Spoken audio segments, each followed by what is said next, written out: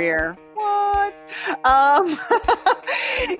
Like there was comments along the way. There were things that, I was one of 3 females at most of the conferences when I was in sales.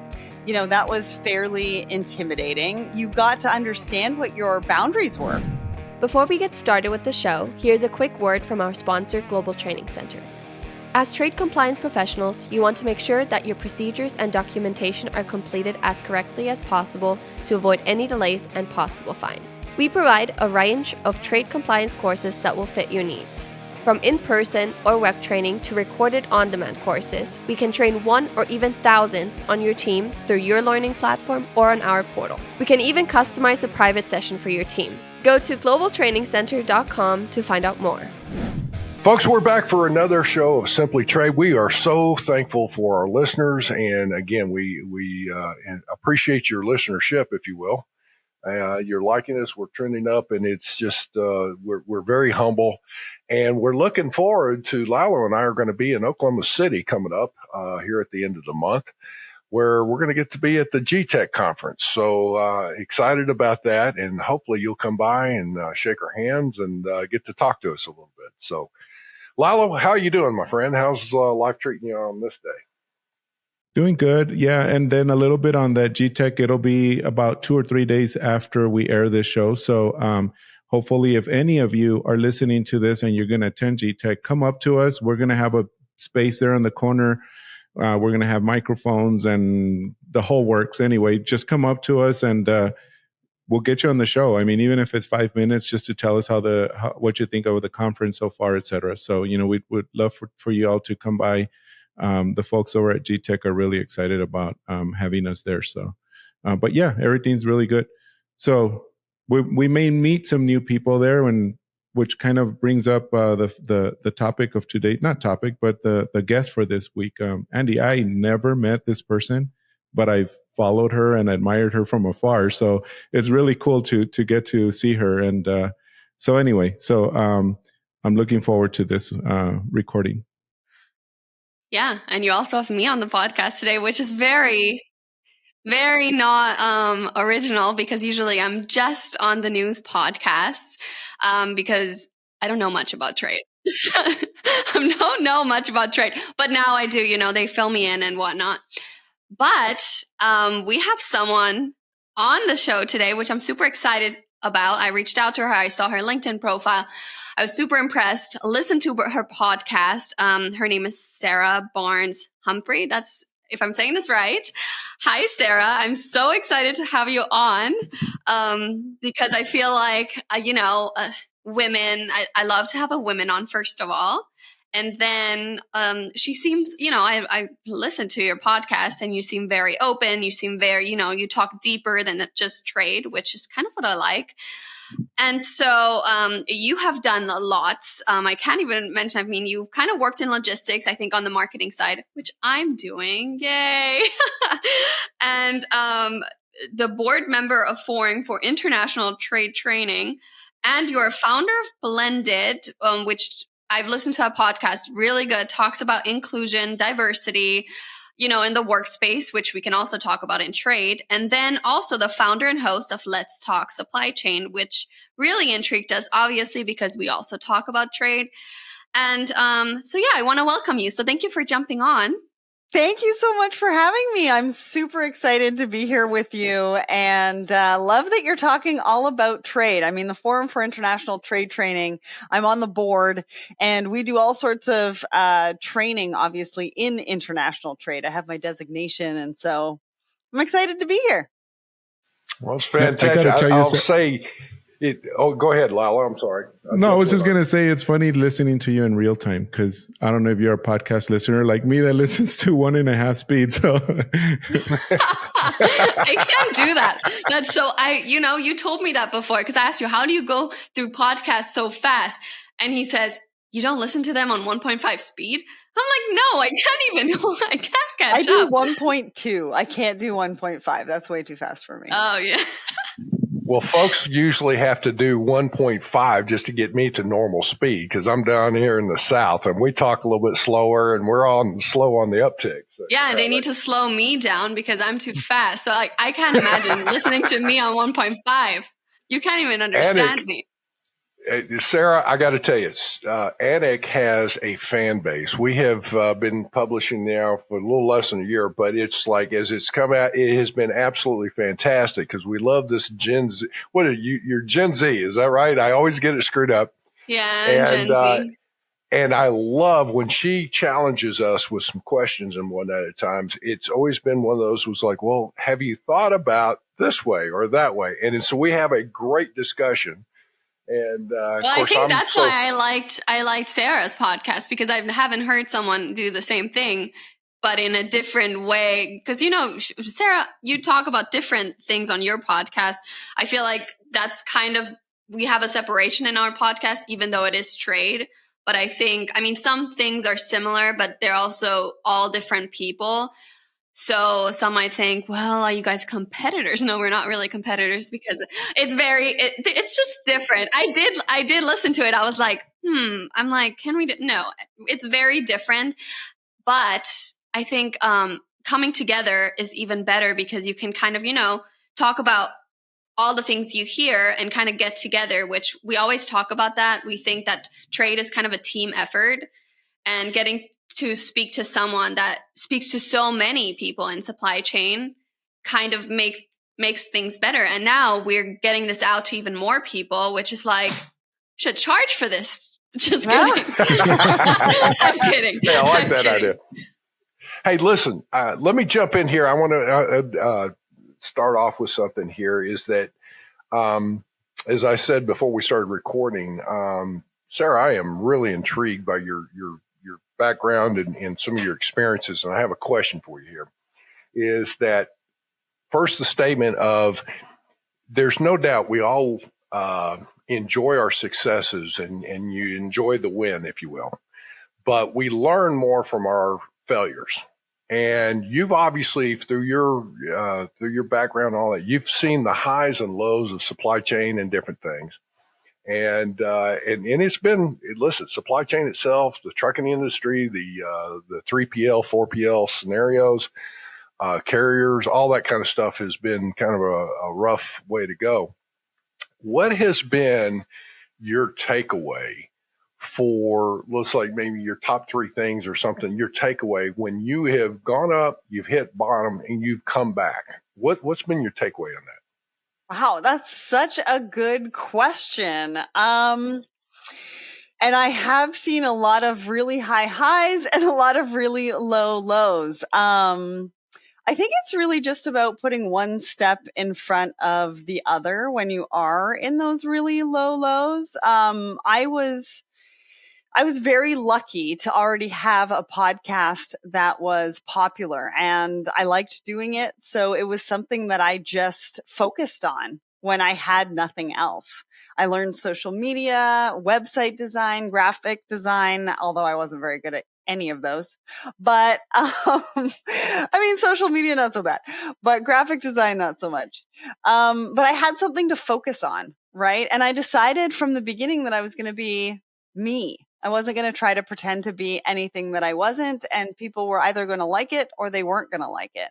And so that's kind of a big takeaway for me is that to have something to focus on that you get up every day to do, you don't necessarily know where it's going to go.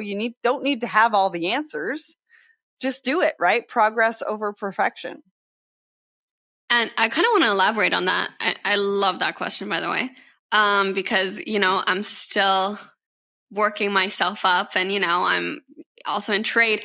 But I want to kind of spin this to trade and see how did that influence you in trade? Because I know as a woman, I don't want to say logistics and trade seems like a man job, but it's male dominated. It's just traditional. It's that I was going to go that way, but it's like it is what it is, Annik. So, or I feel that way. I don't want it. I mean, it's not that way. I don't think that way, but you think that way sometimes. So I'm just wondering how being a woman in trade, and working yourself up, you talk to a lot of people in trade. how do you manage that, or how do they respond to you? You know, that's Yeah, so I grew up in the industry. So I feel like I've been in the industry since I was like 9 years old. So we're almost 30 something years in the industry because my dad owned the company that I went to work for. Right? So it was a family business. We talked about this at the dinner table. So to be honest with you, going into the industry didn't really feel like that. Although there was comments, throughout my career, oh, you'll have babies and you won't worry about a career. What? Um, like there was comments along the way. There were things that, I was one of 3 females at most of the conferences when I was in sales. That was fairly intimidating. You got to understand what your boundaries were. What was I going to do? What was I not going to do? I was never going to be on the golf course. I'm a baseball player, but golfing is not my jam. So how was I going to get those deals done in a different way? How was I going to get them to respect me in a different way? And I used my knowledge. I tried so many different things. I took so many courses while I was working, not necessarily to get a master's. I tried all sorts of different courses so that I could better understand it from different perspectives. And I could better understand supply chain in a variety of different ways. And so, I think it's just about trying different things. I mean, I have a woman in supply chain series on the blog and on the podcast. And your question is a little bit loaded because it's different for different people. Some people that I've interviewed haven't experienced anything that made them feel anything less or I anything haven't different. either. I Right. haven't either. I know. But some people have, and they have Yeah. stories and they have things that they can share. And so both sides of those coins are very, very important.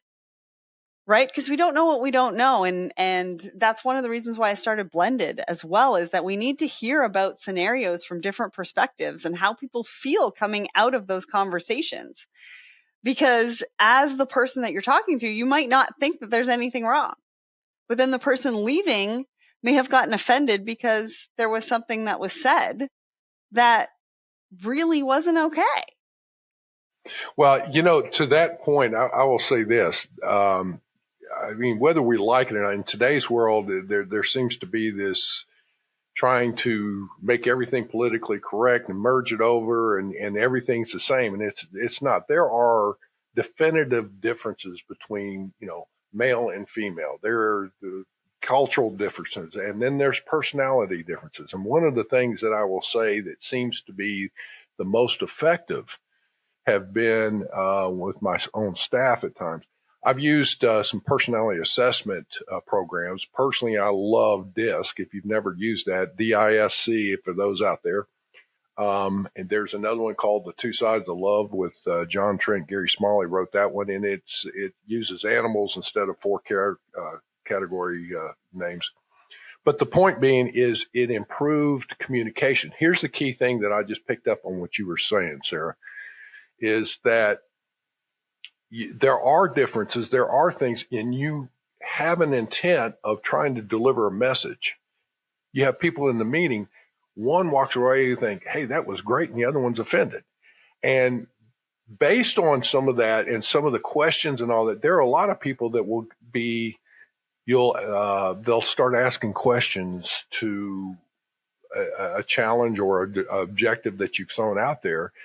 And a person in management may take it as a threat to their authority. There's somebody's challenging my authority. It's like, no.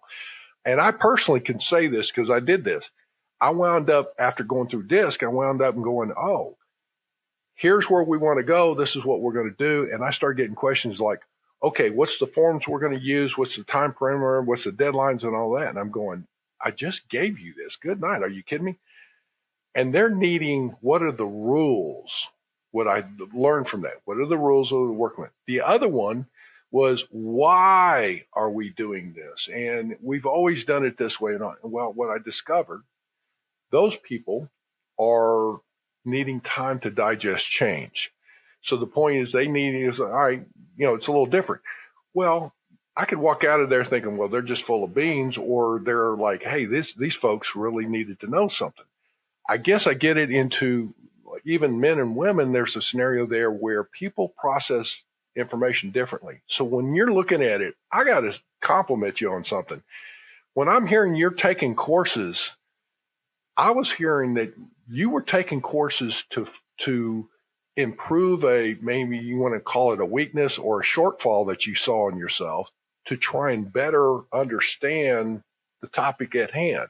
You weren't taking courses on something that you were good at just to make yourself better at it. Would that be a good assessment of what you were just trying to look at there? Yeah, it's a good assessment. I mean, I tell everybody all the time is you have to try different things to figure out what you're good at, what you're not good at, what you actually enjoy doing, what you don't enjoy doing. And so I've taken a variety of courses, personally, professionally. Some of it is to be aware. Some of it is around communication. Some of it is self-awareness, but some of it is also industry related. And so what does somebody in sourcing actually go through? I didn't know that, being in logistics, right? What does it take to move a product into a different country? Well, there's marketing, there's legal, there's accounting, like there's so many things that go into that. IT. Oh, you And got what do we have systems to like think coming about? in. What do you have to? Yep, compliance. That's our right. Well, to that point, all right. There has been when I was working up in Canada. By the way, I brought home a baby Canuck. My daughter was born up in Mississauga there.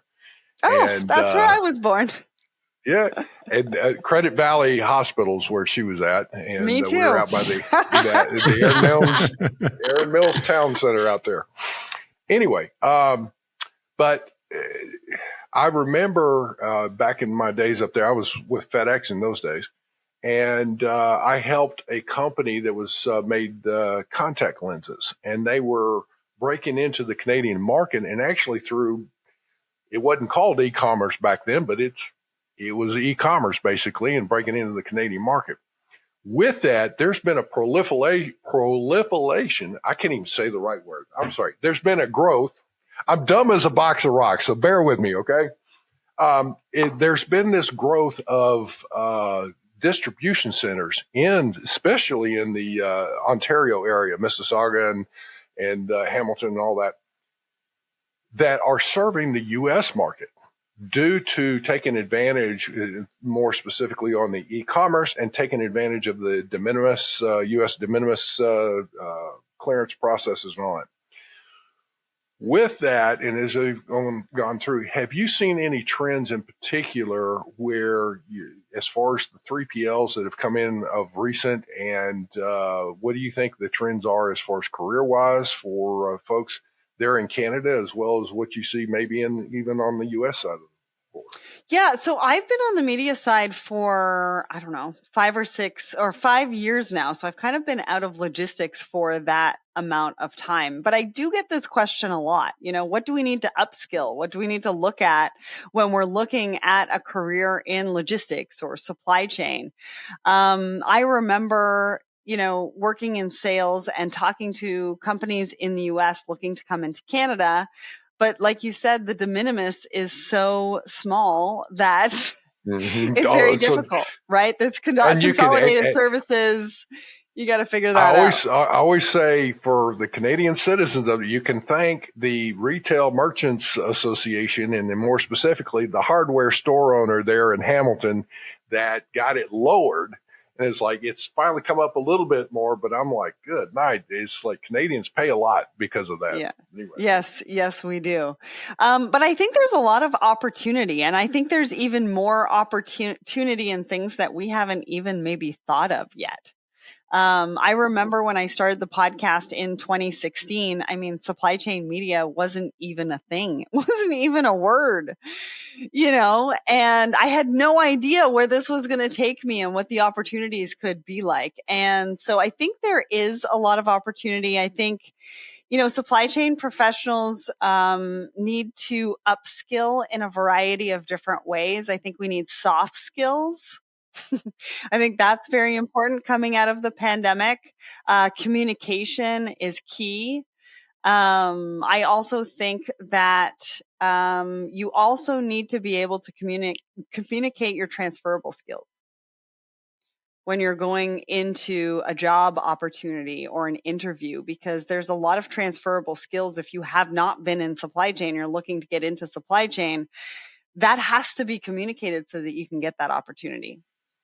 Well, I am a big proponent of becoming proficient in MS Office. Now, I know there's other software programs, but that's one of those. And I mean, you need to become an expert level at Excel, the PowerPoints, the Word, the mail merge, all that stuff, because it's going to make you more productive. Those would be considered some of those soft skills, so that when you're in the job, you can now apply those skills to and being productive, like I said. But now you're learning your expertise or gaining that expertise and focused on that, not, well, how do I merge this Word document with an email and get it out to this distribution list? It's like, man, you just do it. So. And Sarah, I was going to say, Sarah, in listening to some of your shows, I guess I'm shifting gears here a little bit from skills to more listening to some of your episodes that I saw that or heard that you tend to, you have a lot of tech people in your or companies in software companies on your show. We have had a few where they're talking about like AI and like blockchain, things like that as it relates to forced labor, as it relates to like classification. What have you seen are like the cool tools, I guess, let's call it, for the logistics and supply chain industry? Like, have you seen or heard? You don't need to name names, of course, but I mean, I'm just wondering what have you seen through your interviews that that might be trending and people would like on that? Yeah, I think that's a good question. So one of the reasons why people listen to our podcast is because we interview the companies and we do a deeper dive into who they are, what they do, how they help their customers, because there's so much choice out there, right? There's so many vendors out there. What is it not everybody is their ideal client. And not everybody has necessarily the software or the solution to that particular supply chain challenge that they might want to be solving. And so that's what we do with that podcast. And you're right, we have a lot of technology providers on there because there's a lot of really amazing technology that is out there. But how do we sift through the noise? How do we know what exactly they do and how it's going to help us? And so I would say, I like talking to all of them because it's really about the question, what makes you different? What are you going to do for me that the other person is not going to do for me? What's your founder story? Why did you even create this business? What was the problem that you had in your day-to-day life that led you to wanting to solve this problem? So as far as technology, I don't know if I really necessarily know what is trending because it also differs by organization and the challenge that they're having in that particular moment. I was having this discussion with somebody the other day about conferences. So conferences have really changed, right? We used to go to conferences and people would walk the floor and go to different booths and see who's out there. But now shippers are attending conferences because they have a particular challenge that they're trying to solve. And they're going in there to meet those particular people that can potentially solve that problem. To give them and also to give them the feedback to say, here's my solution. What do you think? Is getting firsthand. We were at a conference back in March that there were a couple of companies in there that were they were startups. One in particular was using AI. And of course, artificial intelligence is the big buzzword right now, and they're trying to apply it. And some are loving it, some are hating it. And it's like, whatever. I think there's going to be some phenomenal, great automation applied using AI, but it can't be on its own, in my personal opinion. But it's going to enhance the effectiveness of some of these things. But to your point, you go to conferences and they were going through and it was kind of like they were opening up the kimono and say, hey, here's our product, and see if you can find any warts on this thing or whatever. And they literally, it was great. People were sitting down using their their system, and yeah, and it locked up on them a couple of times, and they went through and they could discover it. But the purpose of the conferences has been, it's like people have a very focused, hey, I want to be here, I want to network, but I've got to get an answer to a few things. Either I've got a question and who can solve it, or I've got a solution and who can validate it. Well, and it's also because supply chain professionals, you've got limited time at the moment. There's so many things that they're juggling. There's so many things that they have to do. They have a priority list. They know what it is that they need to solve by a certain point of time. They know how many IT resources they actually have to be able to help them with those projects. And so it's very different. And like you said, I think AI obviously is trending. I think everybody's trying to utilize that, but we're still talking about data. We're still talking about what's the right data, what's the wrong data, what are the processes that we're trying to solve for. Have you ever gone out, or do you ever go out and hit some of the conferences and do the public appearances? Yes. What's I think that I'm like? traveling every week from September to November. Uh-oh, look out, look out. Well, I was going to say, we are huge advocates for conferences. I went to my first compliance. It's not, is it compliant? No, it's like logistic. Yeah, it was. It's a compliance. Well, it's ICPA. We go there a lot, and we actually we had an interview just last week with Liz, right? She's great. Anyways, that was my first conference, and it was so much fun. And I realized, because I was a little scared because I don't know anything about trade. And so I got to talk to loads of people and learning everything about trade. And that was the first time I wasn't intimidated of logistics or trade or compliance or anything like that, because people are so nice and they wanted to help me and they wanted to explain, and I asked questions. Though I have to say I have a different personality. If you're very, shy and you're not going to get anything out of it. You kind of have to break your shell, because no one will come up to you and say, hey, I'm going to tell you all about logistics or trade or compliance. So anyways, I think communication and just being a little bit open, I know that's hard for some people because we're not all the same people, right? But if you do that, you'll get so much out of it, even if you're a first timer or whatnot. So I wanted to touch on communication, because I know you communicate with a lot of people, supply chain people, and you communicate to a lot of supply chain people. So I wanted to see, like, what kind of audience are you reaching through your podcast? Are they really supply chain people, or are they also people like me who, are barely in logistics or compliance, but kind of on the backside, but learning more, which is very good for me because I kind of learn what's behind the scenes and I can market better of what I know, right? So kind of have to understand it. And I always said to Lalo and Andy, I want people to listen to our podcast that are not in trade, because I think trade is such a universal thing.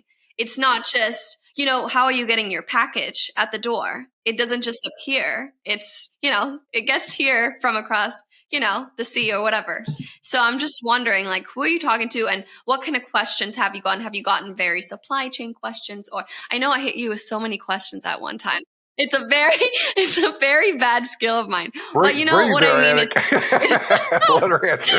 You know what I mean? So, what kind of questions do you get? Is it more supply chain? Is it people just genuinely asking? Or, Yeah, it depends on what I'm doing. So I have a weekly live show called Thoughts and Coffee, and I get people from all over tuning into Thoughts and Coffee. I had a lady comment on YouTube, I think a couple of months ago, and she was like, I'm tuning in because I'm having trouble receiving my package and I just want to know what's going on, which was totally cool. I love that. And then because we talk about diversity and inclusion, we get people, and blended isn't just supply chain people. Right? We're getting people from all different industries. So now we're getting people from all different industries listening to Blended, which is correlated to Let's Talk Supply Chain.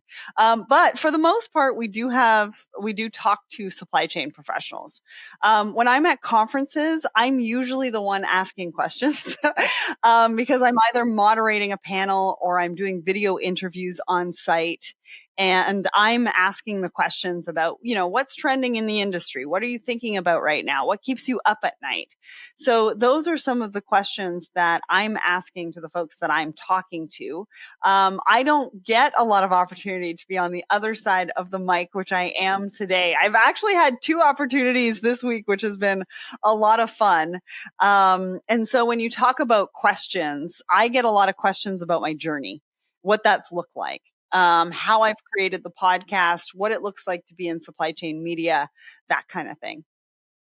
I hope that answers all your questions. No, it did. Yeah, because that's kind of my question too. I mean, you have quite a large following also on LinkedIn. I saw, which makes sense. Obviously, I mean, you get a lot of great people. You yourself have the journey. I wouldn't say it's just the other people. It's also obviously you acquired that. So that's amazing.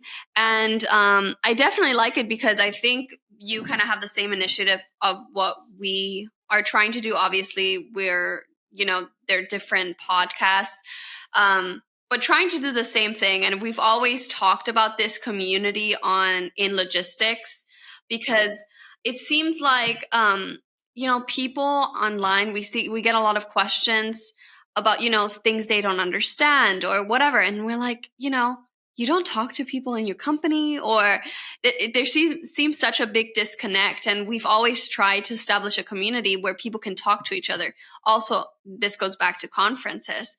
Like, that's where you ask those questions. You network, you get more people, and one day you're like, okay, I can ask this person on my phone quick and I got it.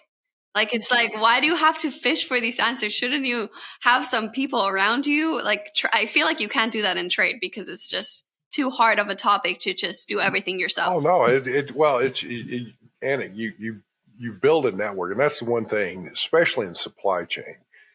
The one thing that I have noticed in supply chain is there are some that are, they're with a company and they're there for many, many, many years. But in general, there's a lot, especially when it comes to international and the customs import and export side of things. It seems to be, about within 5 years, there's some kind of a turnover. People are going to different companies, they're getting promoted. And so what I always find is that you go to these conferences as well as other things, and you build a network because you come across a problem. It's what I call bird dogging. I got a problem. I don't know who knows the answer, but I can call, let me call Sarah. And it's like, hey, Sarah, here's what and well, I don't have it, but I know somebody that does, and get you closer to it, right? Yeah. And well, that brings it to a good point too, as well, like talking about integrity and doing the things that you say that you're going to do, because that's a really important part of building that network and building that trust, building the credibility. We're just about to launch a membership group, and one of the groups has exclusive content. We've got Best Buy, Macy's, some of the high-level executives from some of the big retailers. And that came from the hard work that we've done in the last 5 years to gain that credibility that they trust us to be able to come on and speak their truth when it comes to their supply chain challenges and solutions. Right. And I was gonna talk about that, your secret society. I like that. I like that you're I hate the word pivot because I know you're not pivoting. You're growing into that. You're evolving into that. And honestly, that's where we're heading to. The core of our company is doing training as well. So that's the core. And then that training company puts together the podcast. But that's exactly what we're doing. We're building a community that, with all these years of trust. We've had a little bit of an advantage because we've been around since 1991. So it's been quite a while. But now that we're doing podcasts and everything, more and more people are finding out. So now we can build that community because now people are saying, "Well, how can we talk to you?" So, but yeah, and I like that. And it's funny because Andy and I started this kind of like, what do we do during the pandemic? Kind of like not bored, but how do we stay in touch with people? Because we're not seeing people in the conferences, and so we evolved it to this, and so we never thought it was going to be this big and how much people really like it. And in fact, I see people liking your posts or your announcements and all that are also in our network. I hope they like totally flip and like the fact that you are in our show, because they're going to be like, I know her, so that would be really cool, because now we're expanding that network. But anyway, that's what I mean by community. I just feel like we need to build that community. And I like that you did that. You grew, or not grew, but started that secret society. It's so cool the way you've named it too. That's really funny. We've been, I think on LinkedIn, somebody said, is this like the Illuminati? Well, or the Skull and Bones, all those. Your point though is on credibility. When you're in the industry and you have been out there for a while and all that, then you come across and people, know you or maybe know of you. They either like, this is somebody that has enough integrity. If they say it's going to rain, you can set your tubs out. It's going to rain. Or if it's somebody else, it's like, that person's all hat and no cattle. So it's like, one of the things we get through and start looking at is like, yeah, you know what you're doing. And it is such a pleasure to work with, and people will support you if they respect you. Have you gotten any backlash from like either of your shows? Like, do you have like, I know the trade community is very friendly. I feel like you wouldn't get any backlash, but have you gotten any backlash? Yeah, I've had some negative comments on LinkedIn. I think we did a poll. We did a poll a couple of months ago, and we used the hashtag woman in supply chain. And somebody commented, they were like, this has nothing to do with woman in supply chain. I don't even know why you're using that hashtag. And we looked at it and we were like, okay, you know what? That's a really good point. So we tried to turn the negative into a positive. I do get some questions around blended because they are such difficult topics. I've been very lucky, knock on wood, so far that we haven't had any negative comments. But what I do get is, I can't believe that you're actually doing this. Because of the negativity that could come with some of the comments or some of the conversations that we're having. I might be a little bit biased, but magic happens on every single episode of Blended. When you bring 5 people from different walks of life together, and I mean, it's such a humbling experience for me because some of them don't even know me. They don't know the other people. They've never met them before. And we engage in a 2-hour or an hour and a half conversation about very, very deep, personal, hard, heavy topics. Like we did one on ageism, and we had a woman of color in her 40s from the UK. And we had a Caucasian gentleman in his 60s. I mean, we had other people on the show too. And they had some very respectful conversation and disagreement throughout the show. And when I hit the stop record button, she turned to him and said, "Thank you so much for coming on and sharing your perspective." And I was like, this is why we do it, people. Too bad that wasn't on the recording.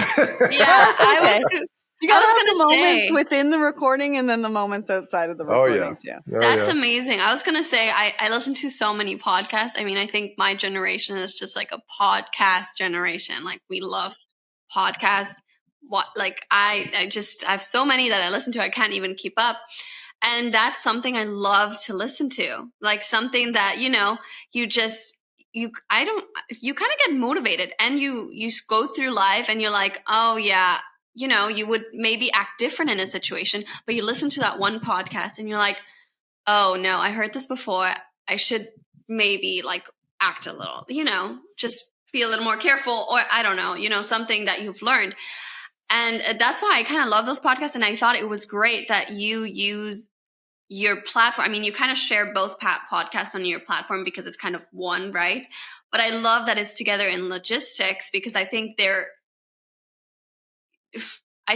in logistics, it's important for people to kind of be, it's not a soft industry. It's like a very hot, I feel like it's not very, I don't know how to say it. Yeah. Well, I mean, we need to talk about these things in the industry. I'll give you an example. Exactly. I'll give you an example. I'm at a conference, an older Caucasian male comes up to me and says that they just want to meet me, and then goes, I'm just so very proud of you. That is the best of intentions. But at the same time, it's very condescending. Like, I didn't think that you could do it, but I'm very proud that you have done that. And I'm not saying that I took it in a wrong way. What I'm saying is that this is a very good example of how somebody thinks that they have come with good intentions, but how it can be perceived, and not knowing what you don't know. I didn't think anything different of him.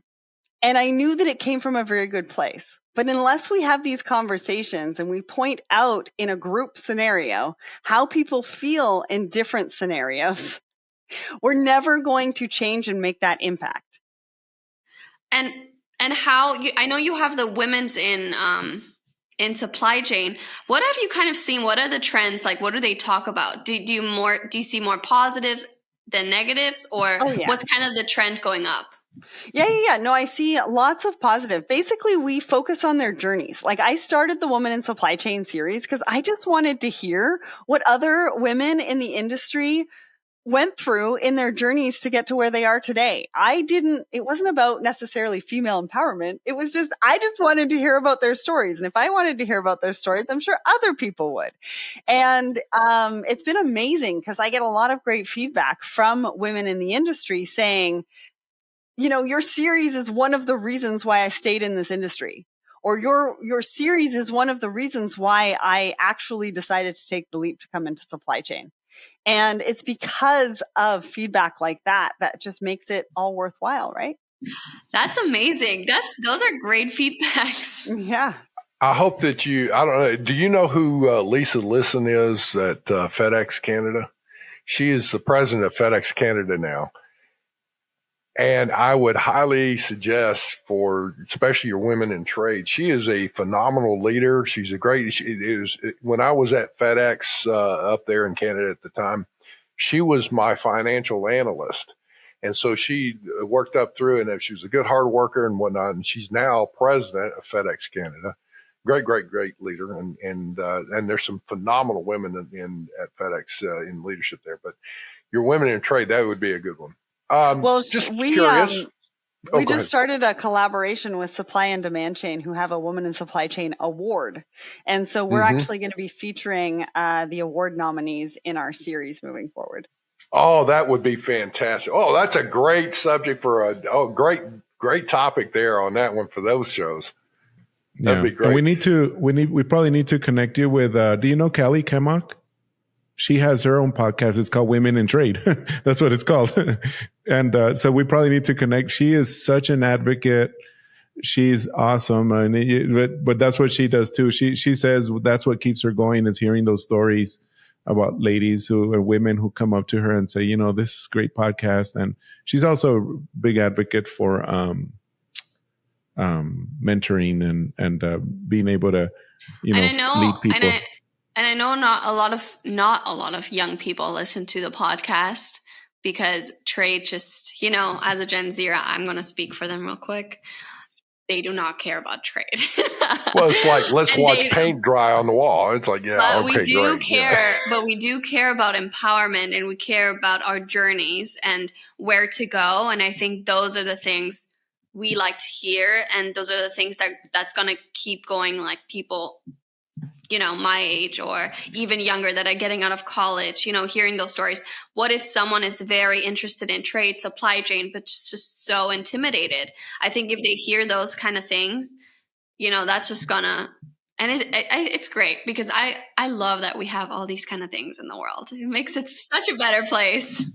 Listen, we can keep going. I think we're going to need to wrap some things up, but I've got a question for you, and maybe a little lighthearted here.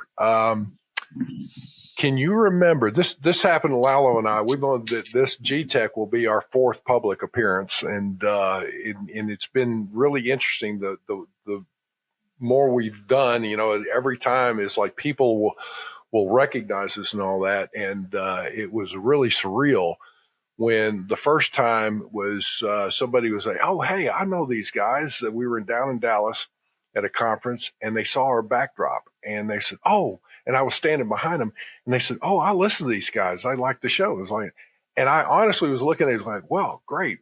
And we were talking about it, like, I wonder how we can improve the show. And I asked the question, I said, well, how do you like the show? I said, do you like it? And is there anything we can do to improve it? And they flipped around going, the voice, that's you. And I'm like, it was, shocked me. What was it like the first time you went out and somebody recognized you on that at one of the conferences? I think the best time, so I was at IANA last year, and I think they were students. I don't know where they were students of. I can't remember which institution, but they came up and asked me for a selfie. There you go.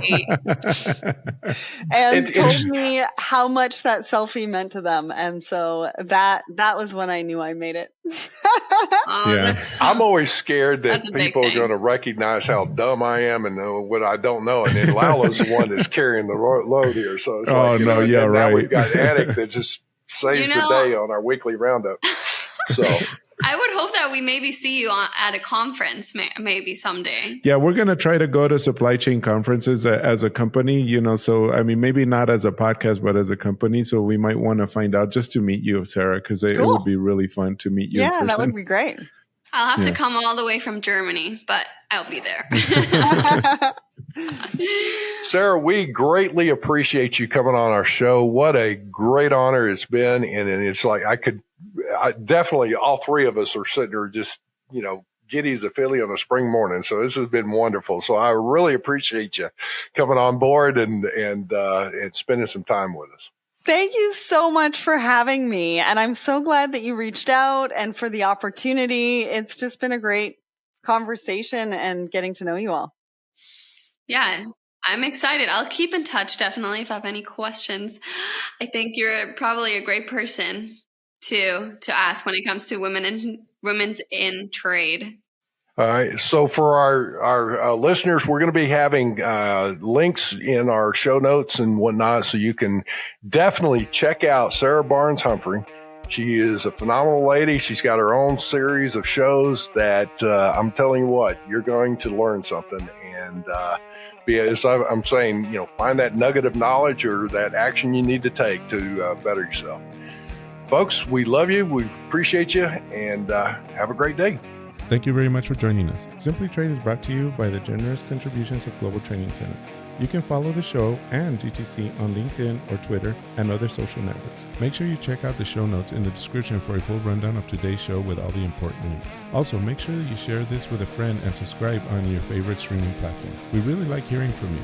If you enjoyed the show, make sure to rate and review wherever you listen to this podcast. If you or someone you know would like to be a guest on the show or would like to sponsor Simply Trade or suggest any topic you would like for us to discuss, please contact us via email at simplytrade@globaltrainingcenter.com, or you can DM us on Twitter at simplytradepod. Thank you again for the privilege of your time. Happy trading. Simply Trade is not a law firm or an advisor. The topics and discussions conducted by Simply Trade hosts and guests should not be considered and is not intended to substitute legal advice.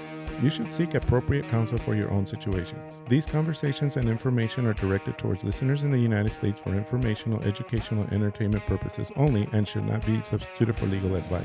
No listener or viewer of this podcast should act or refrain from acting on the basis of information on this podcast without first seeking legal advice from counsel. Information on this podcast may not be up to date depending on the time of publishing and the time of viewership. The content of this posting is provided as is. No representations are made that the content is error-free. The views expressed in or through this podcast are those of the individual speakers, not those of their respective employers or Global Training Center as a whole. All liability with respect to actions taken or not taken based on the contents of this podcast are hereby expressly disclaimed.